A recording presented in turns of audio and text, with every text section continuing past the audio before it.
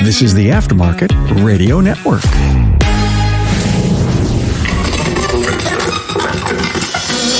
Hey, it's Carm Capriato, the Automotive Aftermarket Podcast guy, and welcome to episode 646 on Remarkable Results Radio. Hey, we're on part 2 of our leadership series with Mike Davidson, shop owner, and a John Maxwell certified teacher, trainer, and coach.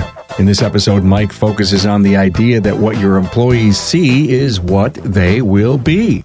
It's time to take a moment and realize your behavior has a long-lasting impact on your leadership influence. Hey, thanks to our sponsors, Apex and Shopware, for bringing you this discussion with Mike. Imagine being able to see new product, tool, and equipment demos in a simulated real-world shop environment, complete with 8 service bays, lifts, vehicles, and a service counter area. It's set to launch at Apex 2021, November 2nd through the 4th in Las Vegas. Visit aapexshow.com for details. Registration is open, and I do hope to see you there. Here's a sobering thought. How much paper have you touched today? Those piles of time stacked all over the shop. Think what you could do with that time and how many more cars you could get through the door. Cha-ching! It's time for a digital shop management system on the web at getshopware.com. Hey, to find Mike's previous episodes on leadership, head to my website, remarkableresults.biz, and search for Mike Davidson. And remember, every listen from the podcast archives gives you an edge.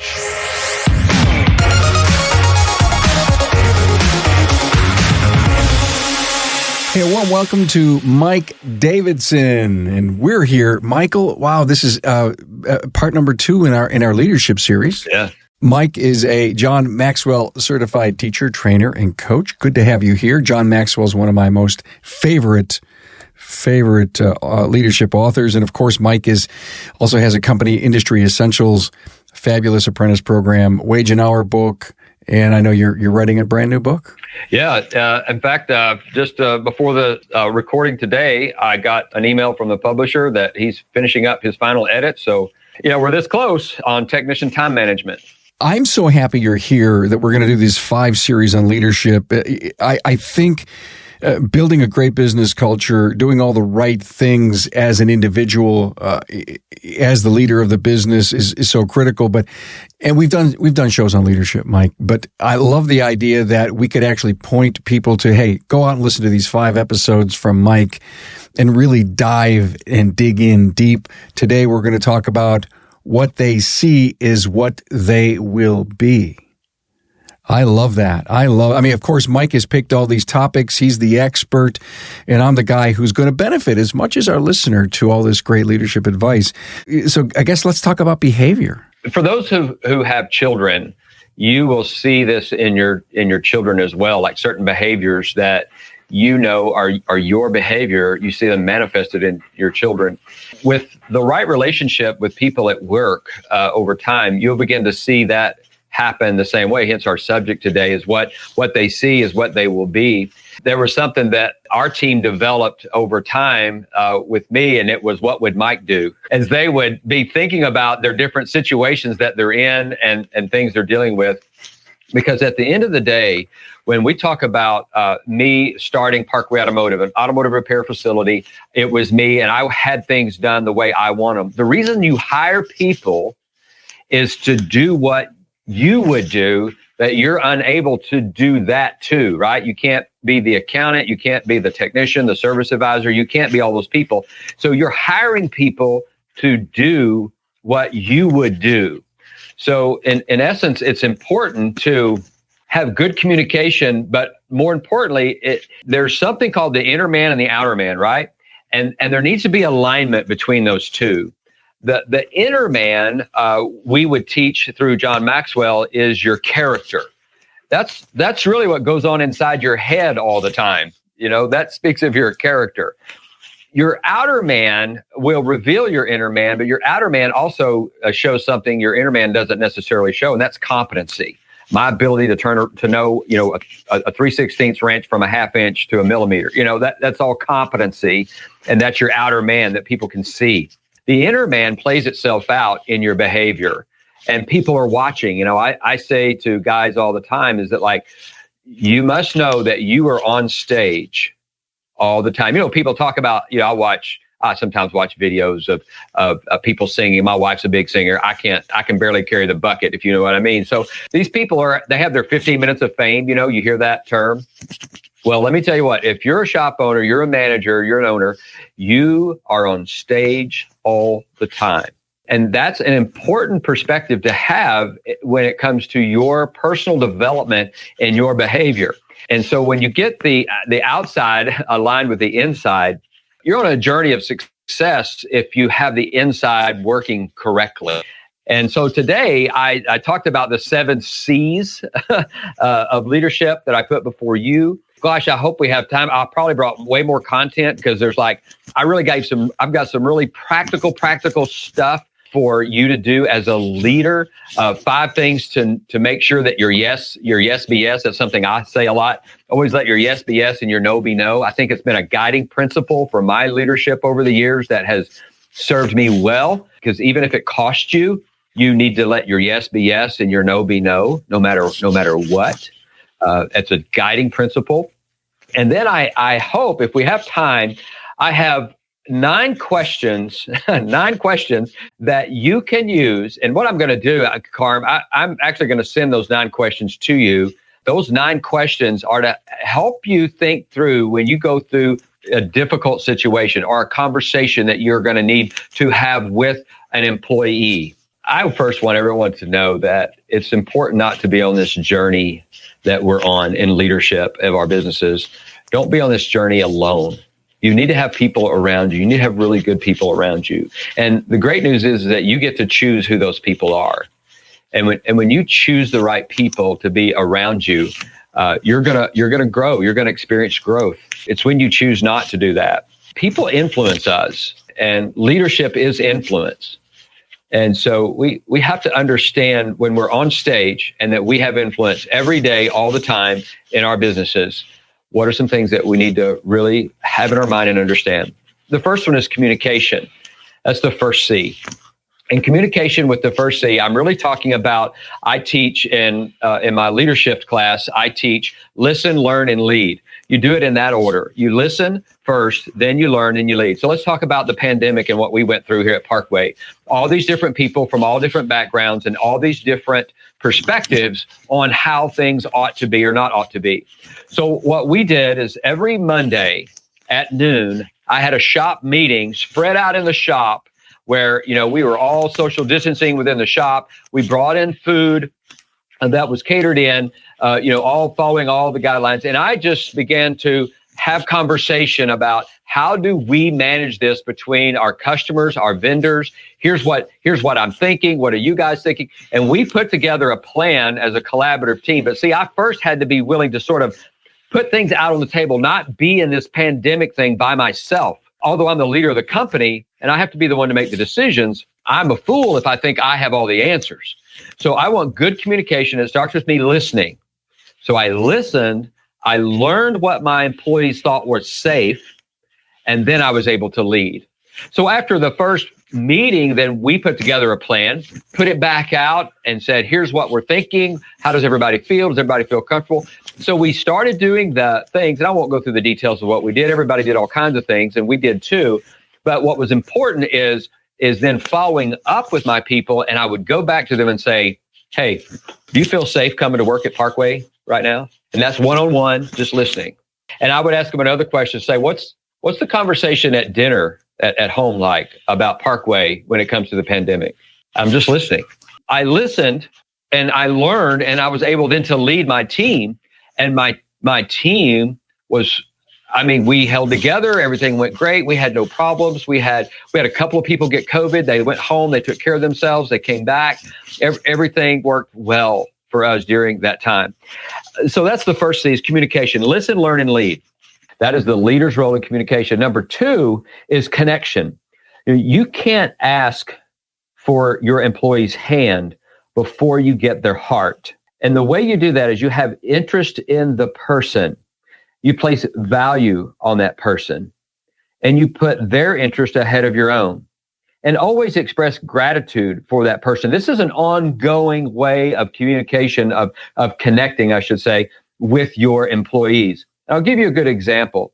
Curtis has worked for me for since 2010. So he's been with me now 11 years. He stands about 6'2". Let me just tell you, because of the connection that we have had for these number of years as an employer, one morning he decided to clock in and then run down to the convenience store and get him something to drink, which was not very wise in my opinion, because it's right when we opened and customers coming in. And so just it was abnormal to me, but it was something I felt like I really needed to talk with him about right away.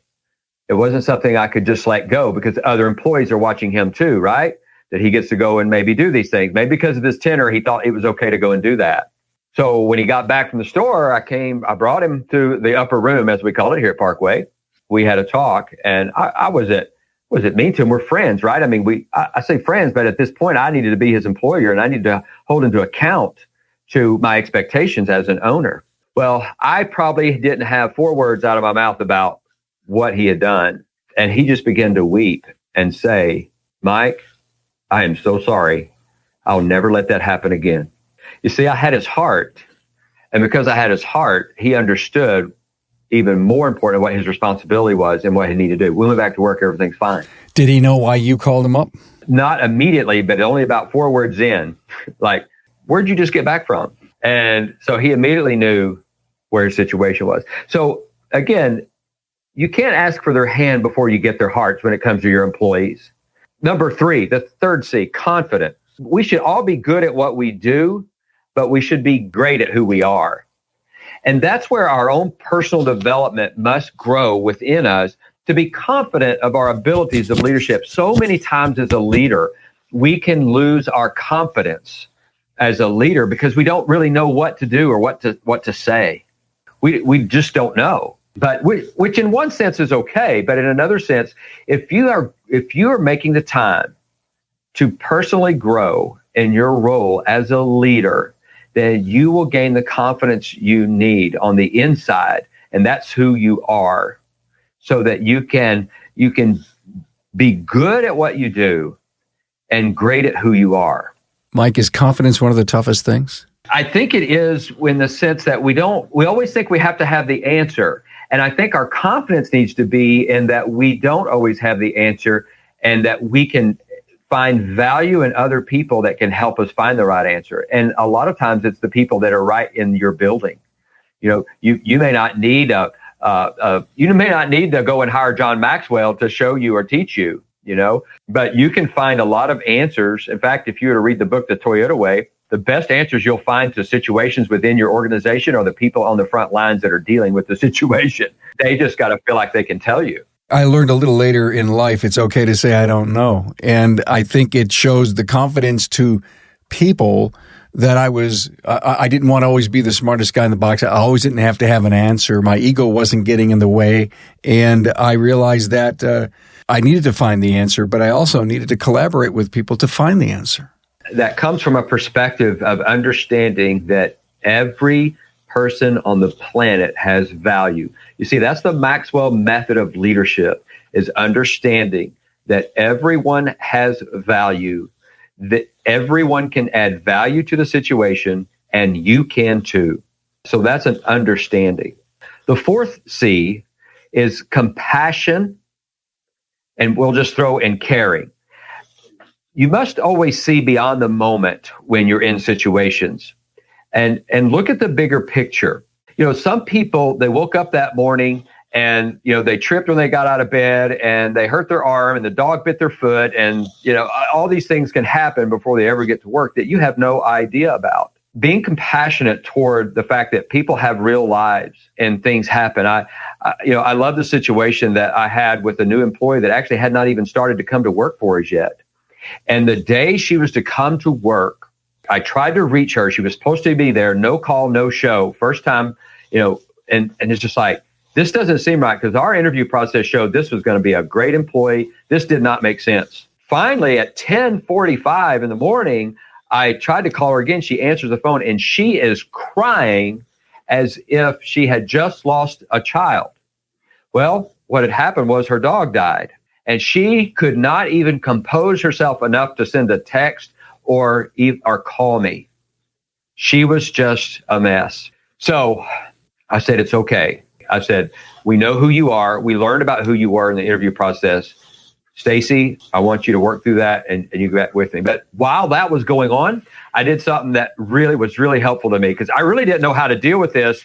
I went on nextdoor.com, which is a great app if you don't know what that is to stay involved in your neighborhood. And I asked the people, I said, I've got a new employee and her dog died and I really want to show compassion. What do you suggest I do? Well, I can just tell you that people on nextdoor.com, they're full of dog lovers and cat lovers and animal lovers, period.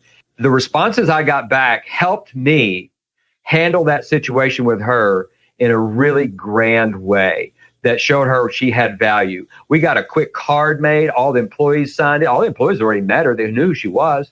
And it just expressed our sadness for her having lost her dog. See, that's showing compassion to an employee that really didn't even know us yet and only knew us a little bit. And that cemented a relationship with her as a new employee. And let me tell you what it did in the neighborhood, a byproduct. They're going, wow, that company really cares about their employees. I'm going to start having my car service there. I mean, there were 3 or 4 people that said that out of, the 20 or 30 people that jumped in and gave me advice. My mission was to show compassion to someone I really didn't understand how to when they've lost a dog. I probably would if they lost a child, but not a dog. Great story. Great story. Thank you. And then the 5th C is curiosity. And you've mentioned this, and we've already talked a little bit about it. We'll spend about a second on it. And that's asking people for feedback. And we even talked about it a little bit last week. I think when we talk about blind spots, have curiosity-based questions to your people. Ask them questions out of curiosity and what they see and what you might see them doing. Hey, Carm here, and coming up, Mike lists 9 questions you should ask yourself to identify if you're approaching a situation the right way. Hey, did you know that Apex 2021 is designating a new area called Repair Shop HQ with you in mind? That's right. This one-stop destination is being designed to meet the product, equipment, and training needs of today's shop owners, managers, and technicians. As part of this edition, Joe's Garage, a simulated real-world shop environment with 8 bays, lifts, vehicles, and a service counter area will feature the latest product and equipment demos. A new dedicated tire section, 3 training theaters, and a diagnostics and telematics area also will be part of Repair Shop HQ. And there's still more. The popular tool and equipment section and the mobile heat transfer heating air conditioning section will relocate to this new area. This immersive environment located on level 1 of the Sands Expo will be ready and waiting for you November 2nd through the 4th in Las Vegas. Now, I hope to see you there. Visit aapexshow.com for details. The automotive industry is blazing through with so many twists and turns and changes. Careful not to crash. Yet amidst it all, the demand for repair is a constant. So the questions remain, will repair shops adapt or die? Well, our friends at Shopware Shop Management Software get it. Their CEO is a shop owner. They understand what it takes to repair cars, and they're ready for the next big thing in automotive. Shopware tailors mainstream web-based technology to the needs of the industry's leading repair shops. You can run entirely digital, phone optional, and paper-free. Interactive online repair orders will not only meet the needs of contemporary drivers, but they are blown away by the experience. Connecting the aftermarket together, Shopware's ecosystem enables next-generation shop efficiency and customer satisfaction without compromise. Full service onboarding and best-in-class support provide everything a shop needs to transform its business and stay competitive long into the future. Enjoy more accurate quotes, more profitable jobs, busier technicians, and of course, happier customers. On the web at getshopware.com. I've always heard, Mike, that some of the best CEOs always seem to be in the know, quote unquote. They kind of know what's going on in the business, so they always go out and ask questions to confirm what they think they know. And because of that curiosity level, because they know how to frame up strategic plans, current plans in the minds of their people, they become so learned, but yet the reputation is he really cares about what we say and what we know. It's all true. It's a great character trait of leadership to invest in your people, both from their knowledge and other things that you can do for them. So being curious. Number 6 is character. I've alluded to this a little bit, but it's important to just spend another second on it. And that is the internal. We've all heard this term. It's who you are when no one is looking, right? And it comes down to your personal values. Because within your business, when I said in the beginning of our time today, Carm, it's like the reason you hire people is so that they do the things that you do. Well, see, you've got to be able to communicate your values to others. Now, you can write values down on a sheet of paper all day long, but what's going to really communicate your values is your character. As people spend time within your organization, they're watching and seeing how you handle the internal customer, which is right, all your employees, as well as the external customers. How do you handle that situation with other people? See, that's your character. What I would say to everyone who goes through tough times, you may have heard people say that tough times build character, and I couldn't disagree with that more. Tough times don't build character. Tough times show your character. So at the moment you're in that tough situation with an employee or a customer or a vendor or whatever it is, see, your character is going to come out at that moment. Who you are is what's going to come out. And that's why it's so important to have personal development. You know, I thought of this weekend when we talk about personal development, how important it is to have other people around you and how a coach might help you do that. Someone like a coach might help you do that. You might pay $1 to a coach, but you get $2 at change. What I mean by that is you're going to change as a result. You're going to double your value internally by having a coach. And I think that's one of the areas that our industry does not stop to realize when they say they can't afford to hire a coach. To a point, it may be the money, but it more possibly is, am I really willing to change? Am I really willing to listen to someone else since I'm the one who I listen to? I'm the chief cook and bottle washer. Why do I need someone else trying to tell me how to do dishes? That's true. You know, there is one person who doesn't need a coach, and that's the person who has the ability to see the end of their nose. Because you see, the only way you can see your end of your nose is with a mirror, and a coach is nothing but a mirror. That's what a coach is. They help you see things you can't see. That's what they do. Number 7, conviction. Conviction has to do with your own personal convictions because it's within your convictions that trust is communicated to your staff. I mean, this is the greatest violation of leadership.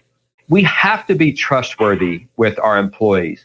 And that really goes back to what we're going to jump in next on letting your yes be yes and your no be no. When you say something, and this should cause you to make sure that you listen, learn, and lead before you say something.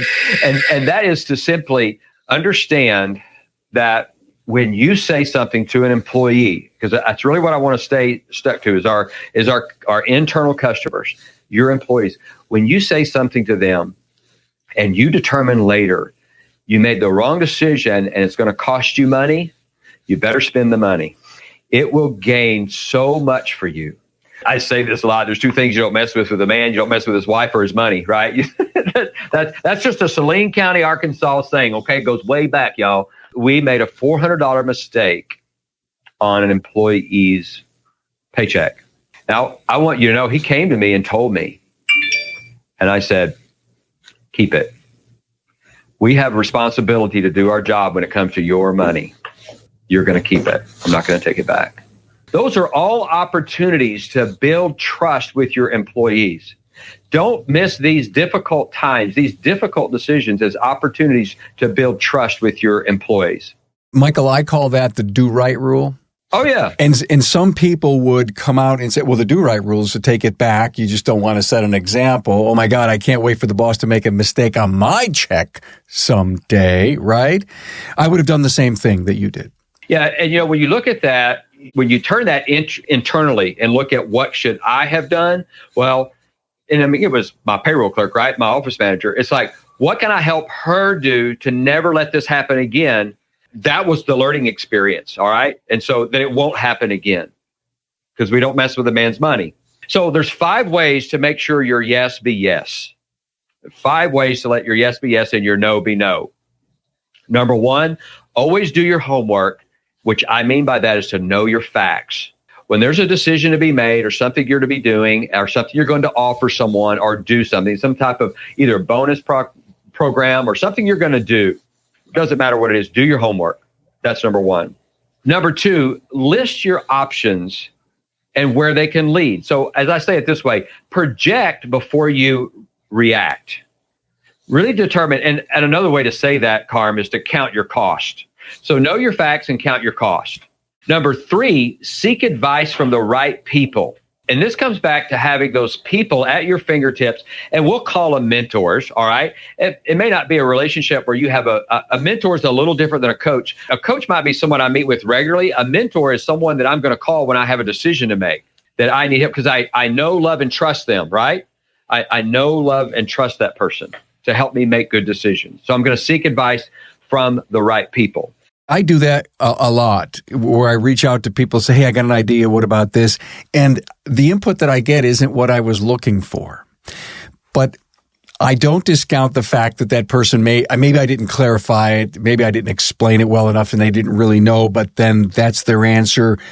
But I think about it and I realize, well, while my forward momentum on this decision is really moving well, and all of a sudden I reached out to someone and it's like it just took the air out of my sails. I thought I was about ready to, one more final confirm and clarify, and I'm going to rock with this idea or this project.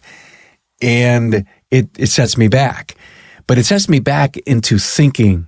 It sets me back into strategizing. And I wonder if there's some really good advice in the answer I wasn't happy about. Yes. And so that comes back to the method of leadership that we teach in Maxwell, and that is we value people, which means we value their opinion. We value their input.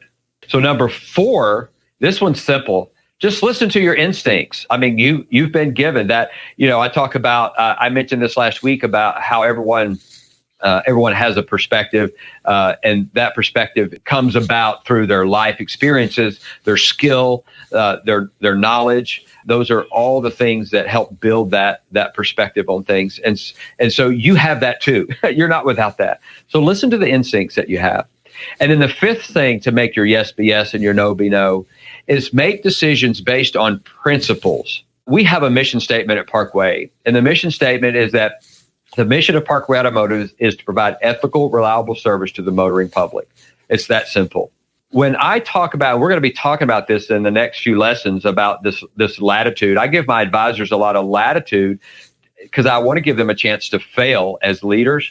As long as their decisions are filtered through that mission statement, because that mission statement speaks of Mike's values that I established 23 years ago, I'm going to stand behind their decision no matter how much it costs.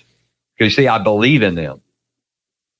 And so make decisions based on principles and values. And when you've been able as a leader to communicate your values to your staff, and you've given them guidelines through a mission statement, and you give them latitude and give them an opportunity to fail, you're going to see your values being reflected in their behavior over time.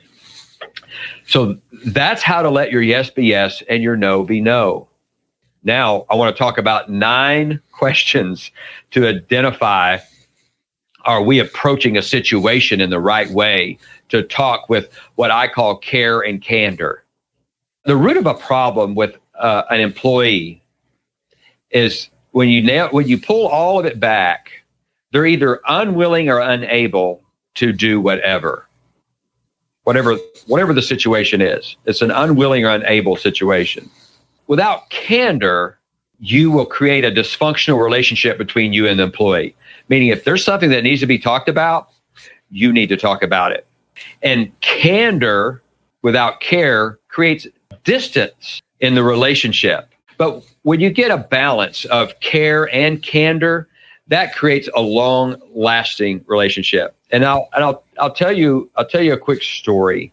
It was my very first day in the automotive industry, and I call it wash the truck. Maybe you've heard that term before. I use this because it has served me well, not just in my relationships with employees, but also the fact that I've not had a single unemployment claim in 23 years because of this one principle I learned the very first day in the industry. You see, I worked for a GMC dealership, and the owner took me outside. It was a cold November day, and he drew an imaginary circle on the ground. And he told me to stand in that imaginary circle. Of course, I was, 19 years old, and I said, yes, sir. And I stood in that circle, and he brought a truck out on the wash bay. It was outside, by the way, on just a concrete pad. And he washed that truck, cleaned it inside and out. And when he got done, he said, Mike, that's what I want my trucks to look like when you're done. Do you have any questions? I said, no, sir. Well, what I learned that day, and the principle that I've carried with me throughout my entire life and my career as a business owner, is this. When I see an employee not washing the truck the way I want them to, the first thing I ask myself is, have I washed the truck for them? Have I made sure that they know what my values are and what my expectations are in that behavior or that procedure that they're doing? So I will either do one or two things. One, I go over there and actually wash the truck, right? Or I'll go over their job description. And that's why job descriptions are so important to your role as a leader, because it sets the expectation for your employees. And in this case I just described to you, you also, as you get older, it's something you remember you said, right? Because you wrote it down in a job description or what you expected. That's helpful. But then for the employee, you have down what it is they're expected to do. And now you can honestly and candidly, but with care, go over the job description, not in a condescending way, and just say, I want to make sure that I've done my job to communicate. And so this is that care and candor. And a job description helps you do that as a shop owner. That should be important to you because it will help you communicate well to your employees when you have job descriptions. So many of us in the industry, we just don't want to deal with it. We don't want to ask the right questions. We don't even care that individual could grow and blossom in our business. And we basically just walk away and say, if I put some Neosporin on it, it'll go away. And Neosporin I just ignore it. Unfortunately, it doesn't work like that. No, it doesn't. Everything worthwhile is uphill, John Maxwell says, and I'll add the word always on the end of that. We're all walking up that downhill escalator, and as soon as the escalator stops or we stop walking, we're going down. So here are the 9 questions, and a lot of these are internal questions that you're asking yourself, okay? These aren't just necessarily questions you're going to go ask the employee. These are questions for yourself. Number 1 is, have I invested in this relationship enough so that I can be candid with them? You see, that's the way it was with me and Curtis. Because of the relationship and the investment that we had, I knew I could have that conversation with him and I could keep my emotions in check. And I know that he would fully understand and listen to what I had to say because I have influence in his life because of the character that I put on display in front of him. So have you invested in that relationship enough so that you can be candid? Number 2, do I truly value this person as a person or just as a team member? We're all created this amazing way. I'll just take it to the simplest form. You talked about Neosporin a while ago. Cut your finger and watch it heal. That is an amazing thing that happens to me. I mean, we're amazing in how we're created and built. And so every single person has value, not just as a team member, but the fact that they're a human being walking the planet. You got to make sure you truly value that. Am I sure that the issue is theirs and not mine? Going back to washing the truck, right? Have I washed the truck for them? Am I the reason that they're not doing the job I want them to do? You know how many dads assume that their son, their legacy from their loins, is supposed to know everything that they know? Yeah, right. Yeah. Whose issue is it? It's yours because you didn't teach them. You assumed, unfortunately, that they were all wise, all knowing. Yeah, it's true. Number 4, am I sure that I'm not speaking up because I feel threatened? That's a good moment of reflection right there. Oh, it's a confidence issue too. Yeah, it very much is. Number 5, is the issue more important than the relationship? Wow, that's heavy. Yeah. Here's what will happen. As an owner, you'll let little things kind of pile up that are really important to you, and you need to discuss them, such if I were to let that go with Curtis or other things. And then one day, one little thing happens. But all these other things are in your brain from the past that are piled up on it, and you want to just go unload everything on them at one time. And that's not leadership, I'm afraid. That's all those things you just mentioned, the confidence and the feel threatened and all those other things that go with it.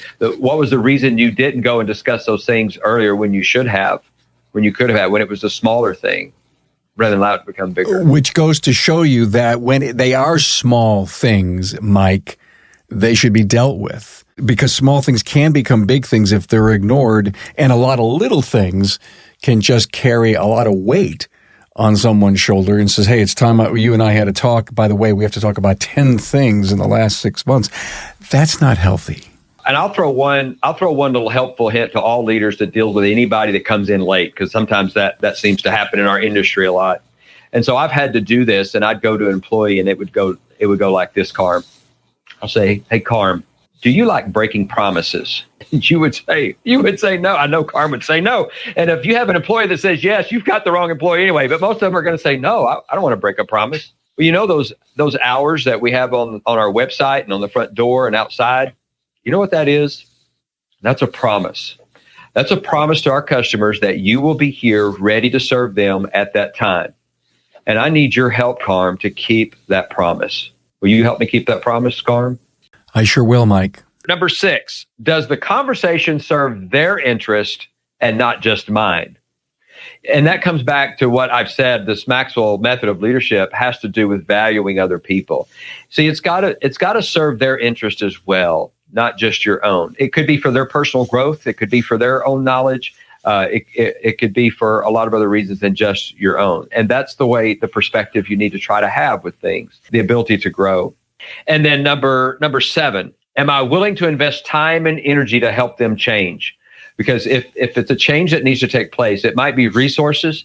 I've developed this leadership program to help people grow. I go through the 15 Invaluable Laws of Growth, which is a book written by Maxwell. I teach that, give instructions, and hold accountable to students that are in leadership. And then number 8, am I willing to show them how to do something and not just say what's wrong? And that goes back to the whole washing the truck idea. Am I willing to take the time? This is, in fact, your role as a leader to develop people.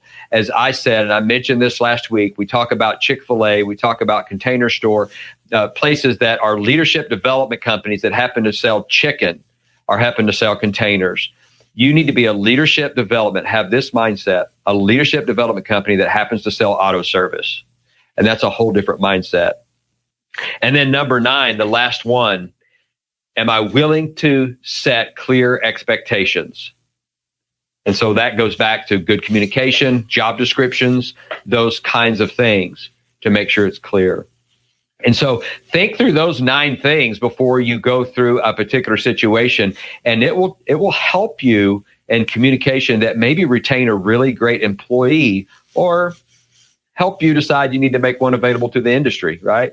This was just fabulous. Thank you. I mean, you talk about being able to pull a lot of great ideas and do some self-development. And I'll make sure that we put all these pointers that we discussed in the show notes on the website. So when the episode releases, we'll tell everyone how to be able to find this stuff.